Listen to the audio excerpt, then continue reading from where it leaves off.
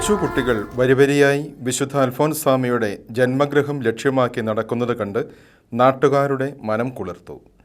ചങ്ങനാശ്ശേരി അതിരൂപതയിലെ പൊടിപ്പാറ തിരുക്കുടുംബ ദേവാലയത്തിലെ തിരുബാലസഖ്യം കുട്ടികളാണ് സുഹൃത ജപങ്ങളും ഉരുവിട്ട് റോഡിന്റെ ഓരം ചേർന്ന് കുടമാളൂരിലെ അൽഫോൻസാമയുടെ വീട് ലക്ഷ്യമാക്കി യാത്രയായത്. എല്ലാവരും LP സ്കൂളിൽ പഠിക്കുന്ന ചെറിയ കുഞ്ഞുങ്ങൾ.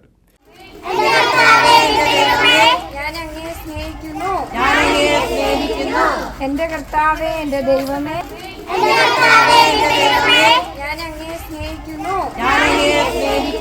വികാരി അച്ഛനായ ഫാദർ സോണി മുണ്ടുനടക്കിലും മതാധ്യാപകരും കുട്ടികൾക്കൊപ്പം ചേർന്ന് നടന്നപ്പോൾ കുട്ടികൾക്ക് ഇരട്ടി ആവേശമായി.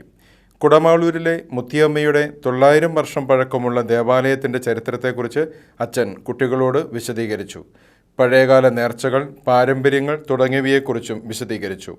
തുടർന്ന് കുട്ടികളെല്ലാം പ്രാർത്ഥിച്ച് നേർച്ചയിട്ട ശേഷമാണ് ജന്മഗൃഹത്തിലെത്തിയത്.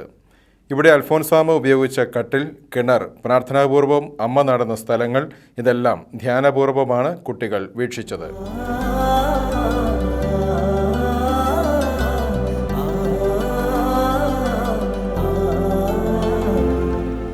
മാന്നാനത്തെ വിശുദ്ധ ചാവറയച്ചൻ്റെ കബറിടത്തിലേക്കായിരുന്നു അടുത്ത യാത്ര. ഇവിടെ കബറിടത്തിങ്കൽ വന്ന് മുട്ടിൽ നിന്ന് പ്രാർത്ഥിച്ചു.